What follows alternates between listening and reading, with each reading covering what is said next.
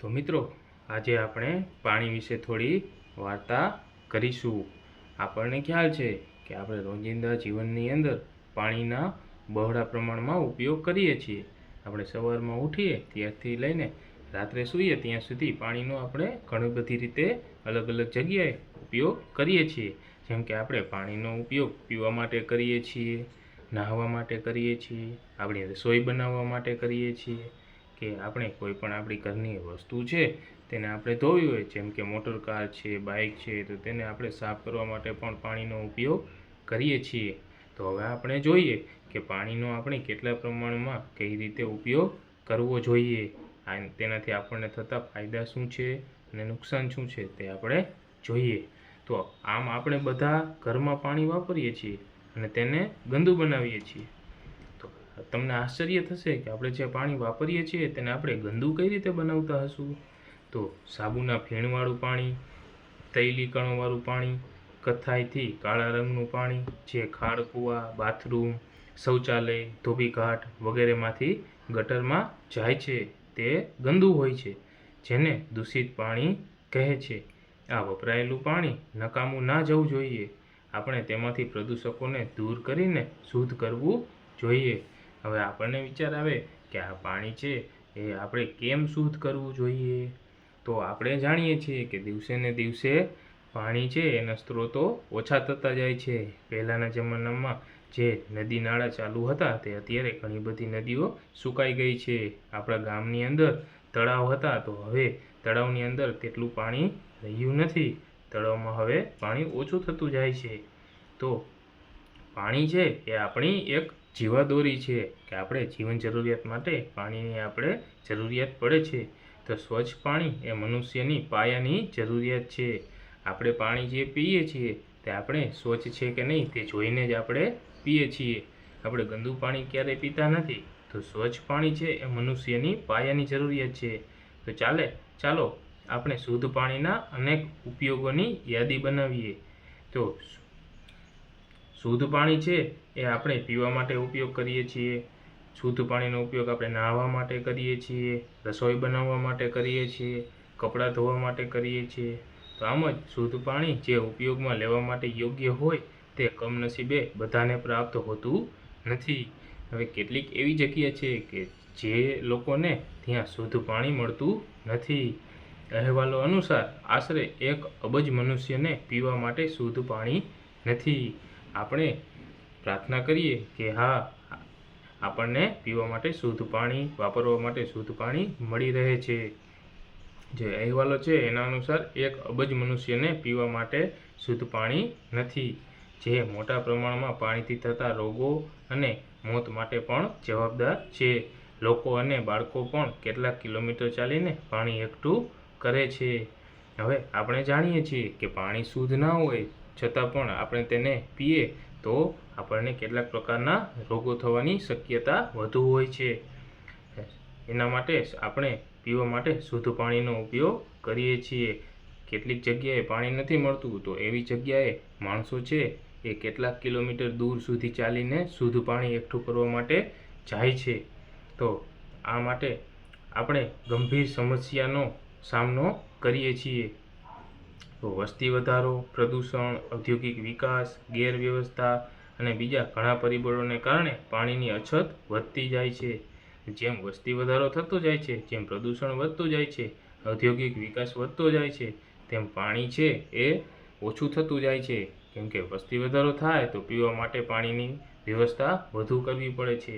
જેમ પ્રદૂષણ વધે તેમ પાણીનું પ્રદૂષણ પણ વધતું જાય છે।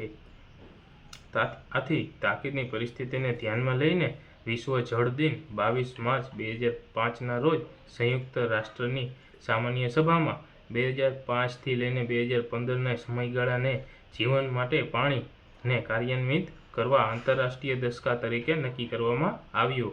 હવે વિશ્વ જળ દિન ક્યારે ઉજવાય છે? 22 માર્ચ 2005ના રોજ।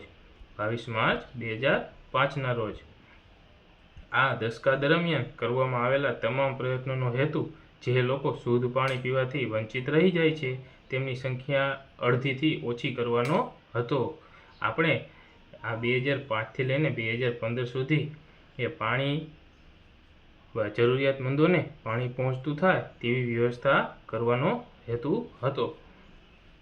આ હેતુની દિશામાં દેખીતી પ્રગતિ જણાય છે, પરંતુ હજુ ઘણું પ્રાપ્ત કરવાનું બાકી છે. આ સમયગાળાની અંદર ઘણા બધા લોકો સુધી પાણી પહોંચાડ્યું છે. તેમ છતાં પણ હજુ ઘણા બધા લોકો એવા છે જે શુદ્ધ પાણીથી વંચિત છે. પાણીનું શુદ્ધિકરણ એ બધા પ્રદૂષકોને પાણી સ્ત્રોતમાં પહોંચે તે પહેલાં દૂર કરવાની પ્રક્રિયા છે. દૂષિત પાણીની ટ્રીટમેન્ટ માટેની પ્રક્રિયા એ સામાન્ય રીતે સુએઝ ટ્રીટમેન્ટ તરીકે ઓળખાય છે. કઈ ટ્રીટમેન્ટ તરીકે ઓળખાય છે? સુએઝ ટ્રીટમેન્ટ તરીકે ઓળખાય છે. તો હવે તમને એમ થાય આ સુએઝ એ શું છે? તો સુએઝ છે એ ઘરો, ઉદ્યોગો, હોસ્પિટલો, કાર્યાલયો અને બીજી અનેક જગ્યાએથી મુક્ત થતું દૂષિત પાણી છે.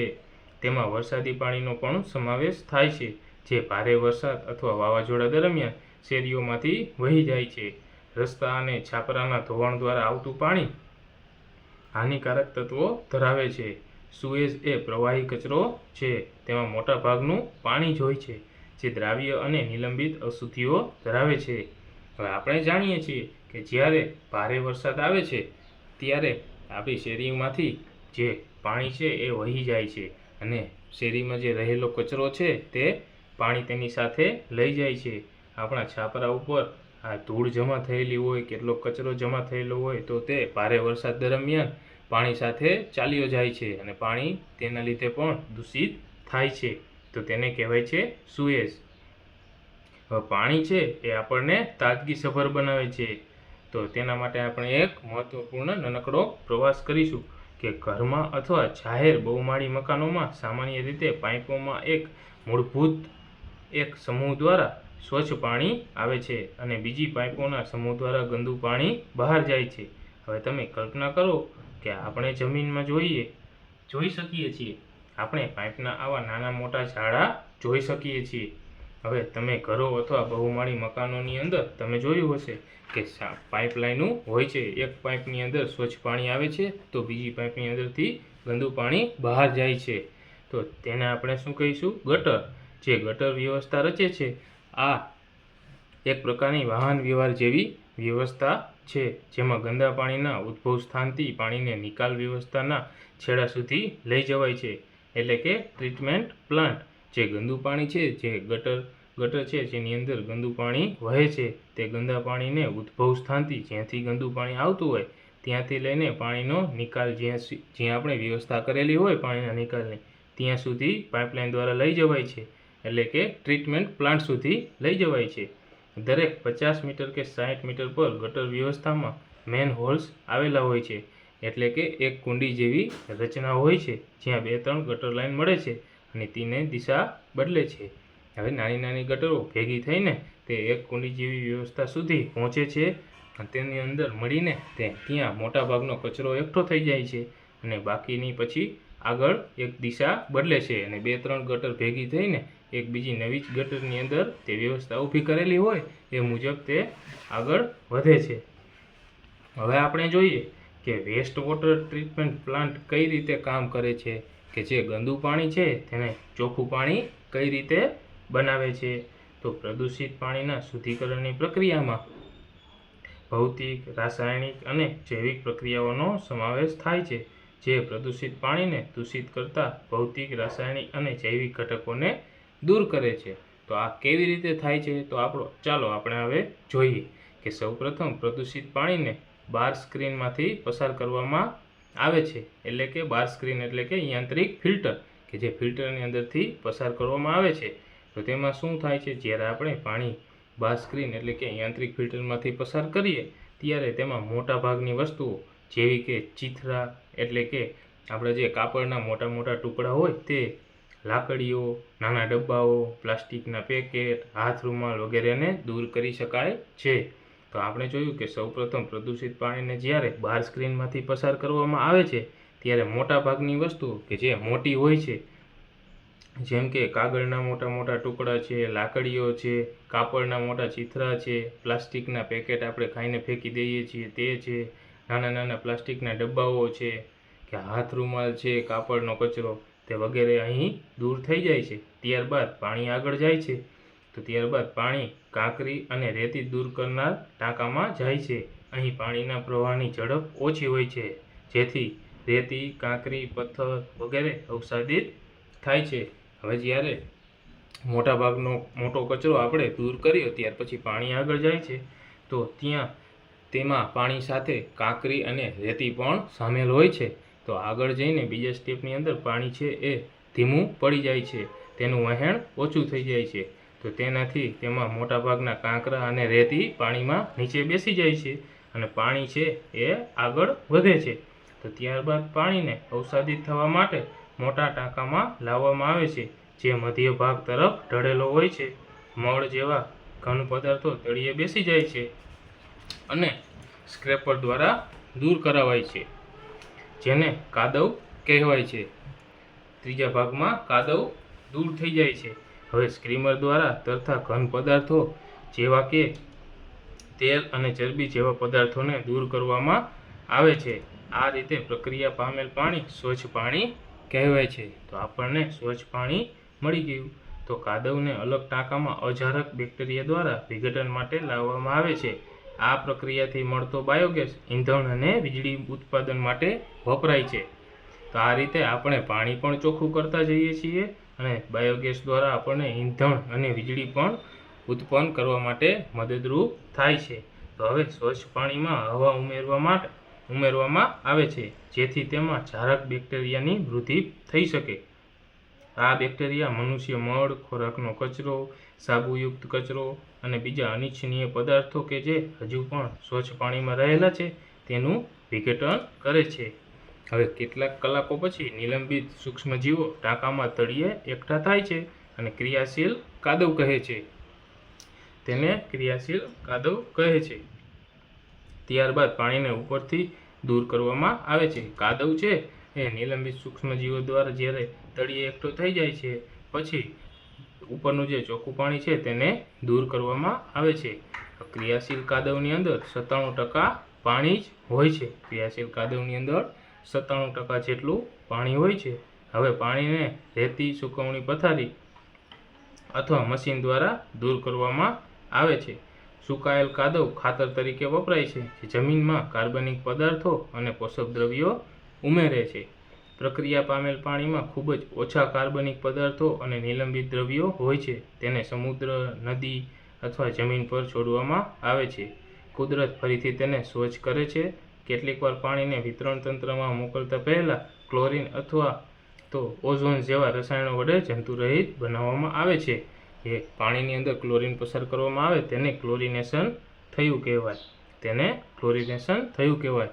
હવે આપણે આ જોયું કે પાણી છે એ પહેલાં પ્રદૂષિત થયું અને પછી આપણે તેને પાછું ઉપયોગમાં લેવા માટે તેને આપણે ચોખ્ખું કર્યું.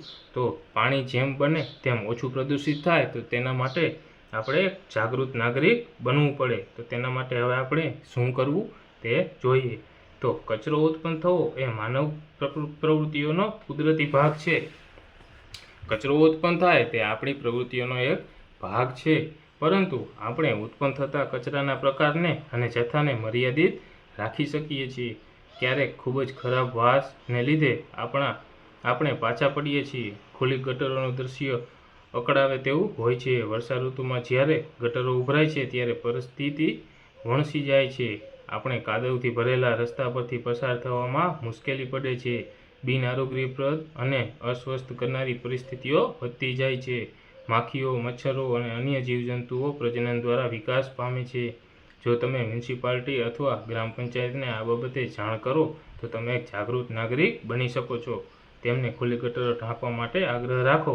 જો કોઈ પણ ઘરનું ગંદુ પાણી હાડ પેદાશમાંથી ગંદકી કરતું હોય તો તમારે તેમને બીજા સ્વાસ્થ્ય વિશે વિચારવા માટે વિનંતી કરવી જોઈએ.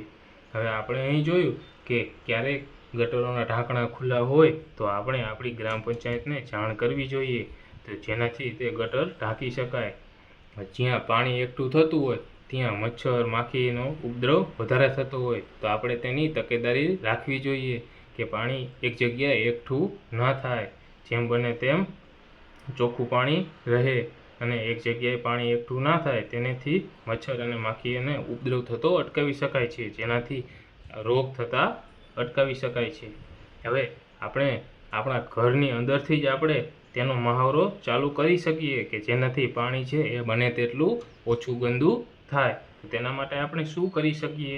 તો કચરા અને પ્રદૂષકોને તેમના સ્ત્રોત પર ઘટાડવા કે દૂર કરવાની એક રીત છે કે તમે ગટરમાં શું છોડો છો તેનું ધ્યાન રાખવું જોઈએ. આપણા ઘરની અંદરથી જ ગટર જોઈન્ટ હોય છે કે તેની અંદર મોટાભાગનો કચરો ના જાય તેનું આપણે ખાસ ધ્યાન રાખવું જોઈએ. કેવો કચરો ના જવો જોઈએ? તો આપણે જોઈએ કે ખાદ્ય તેલો અને ચરબીને ગટરમાં ખાલી કરવા જોઈએ નહીં. તે પાઇપમાં જામી જાય છે અને તેને બંધ કરી દે છે.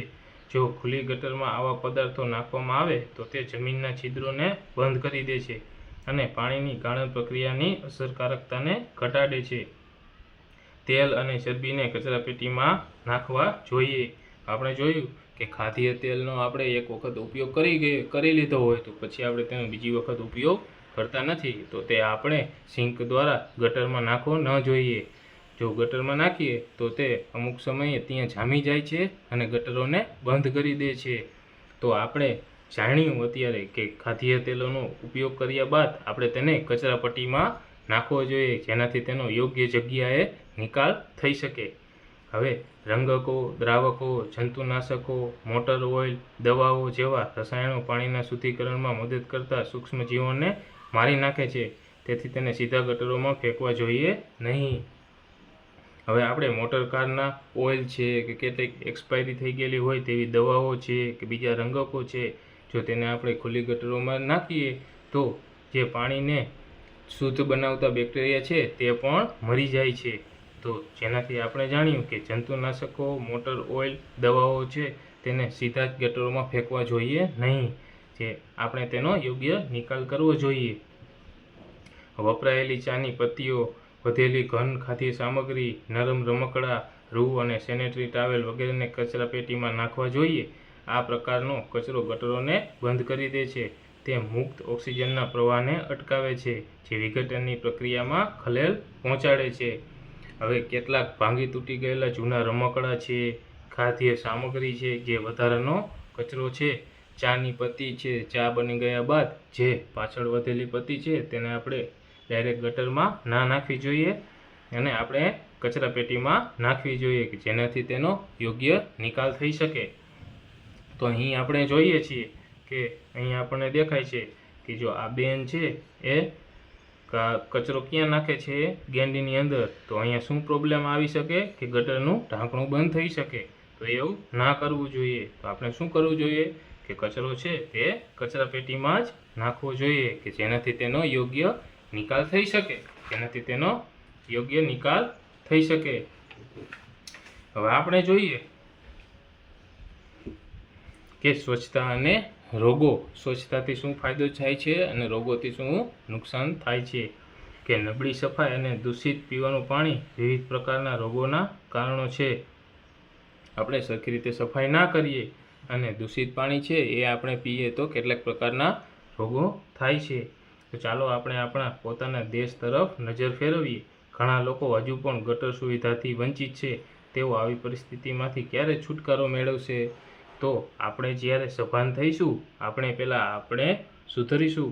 આપણે ઘન કચરોની યોગ્ય નિકાલ કરીશું, ગટરોની વ્યવસ્થા સ્વચ્છ રાખીશું, તો જે વંચિત છે તેઓને પણ ગટર વ્યવસ્થા ભવિષ્યમાં મળી શકે. ખૂબ જ વધુ પ્રમાણમાં લોકો ખુલ્લામાં, નદી કિનારે, રેલવે ટ્રેક પર, ખેતરોમાં અને ઘણીવાર સીધા પાણીમાં મળત્યાગ કરે છે. સારવાર ન પામેલ મળ એ સ્વાસ્થ્ય માટે હાનિકારક છે. તે જળ પ્રદૂષણ તથા ભૂમિ પ્રદૂષણ કરી શકે છે. સપાટીય પાણી અને ભૂગર્ભીય જળ બંને પ્રદૂષિત થાય છે. ભૂગર્ભીય જળ એ કૂવા, ટ્યુબવેલ, ઝરણા અને ઘણી નદીઓ માટે મહત્વનો સ્ત્રોત છે. આથી ભૂગર્ભીય જળ એ પાણીથી ફેલાતા રોગો માટે સામાન્ય માર્ગ છે, જેમાં કોલેરા, ટાઇફોઇડ, પોલિયો, મગજનો તાવ, કમળો અને ઝાડા વગેરેનો સમાવેશ થાય છે. જો આપણે આપણું ધ્યાન ન રાખીએ તો આપણને ઘણા બધા રોગ થઈ શકે છે. હવે સુએઝ નિકાલ માટેની વૈકલ્પિક વ્યવસ્થા આપણે જોઈએ કે તેની વ્યવસ્થા કઈ રીતે કરવી જોઈએ. તો સ્વચ્છતામાં વધારો કરવા સ્થળ પર જ નિકાલ પ્રણાલીઓને ઉત્તેજન આપવામાં આવ્યું. ઉદાહરણ તરીકે મોળ ટાંકા, રાસાયણિક શૌચાલયો અને ખાતર માટેના ખાડાઓ વગેરે. જ્યાં ગટર લાઈન ન હોય તેવી જગ્યાઓ, હોસ્પિટલો, અલગીકરણ પામેલ બહુમાળી મકાનો અથવા 4 કે 5 ઘરના સમૂહો હોય ત્યાં મળ ટાંકા આશીર્વાદ રૂપ છે. એટલે કે મળ ટાંકા એટલે જમીનની અંદર ટાંકા બનાવવામાં આવે છે જેનાથી મળનો ત્યાગ થાય તે 4-5 ઘર વચ્ચે તે એક ટાંકાની અંદર એકઠો થઈ શકે. કેટલીક સંસ્થાઓ સ્વાસ્થ્યપ્રદ ઓન-સાઇટ માનવ મળ નિકાલ ટેકનોલોજી પ્રદાન કરે છે. આવા શૌચાલયોને સફાઈની જરૂરિયાત રહેતી નથી. શૌચાલયોમાંથી મળ સીધો ઢંકાયેલ પાઇપલાઇન દ્વારા બાયોગેસ પ્લાન્ટમાં જાય છે. આ રીતે ઉત્પન્ન થયેલ બાયોગેસ એ ઉર્જાના સ્ત્રોત તરીકે ઉપયોગી છે. તો આપણે અહીં જાણી શકીએ કે તે સુએઝ નિકાલ માટેની વ્યવસ્થા છે એ ખૂબ જ આપણને ઉપયોગી છે. જેમ કે આપણે આગળ જોયું કે આપણે ગટર લાઈન ન હોય તેવી જગ્યાએ આપણે આ મળ ટાંકા બનાવીએ તો તે આપણા આશીર્વાદ માટે જરૂરી છે. તો આપણે આજે જોયું કે પાણી છે એનો આપણે કેટલીક જગ્યાએ ઉપયોગ કરી શકીએ છીએ. Thank you so much.